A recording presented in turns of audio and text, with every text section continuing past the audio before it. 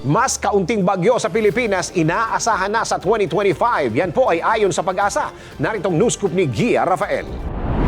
Mas kaunting bagyo ang inaasahang mararanasan ng bansa para sa taong 2025. Ito ang inanunsyo ng Pag-asa batay sa Climatological on Normal Average Condition ng Pilipinas.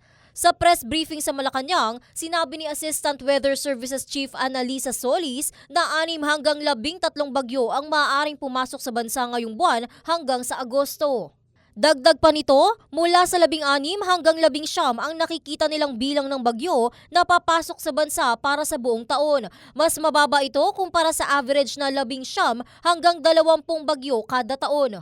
Sa ngayon, sinabi ni Chief Solis na may La Nina alert at patungo ito sa neutral condition. Kung ikokonsideraan niya ang trend sa nakalipas na 65 araw, bumababa ang bilang ng bagyo na 16 lamang hanggang 19 batay sa average days ng bagyo kapag walang El Nino.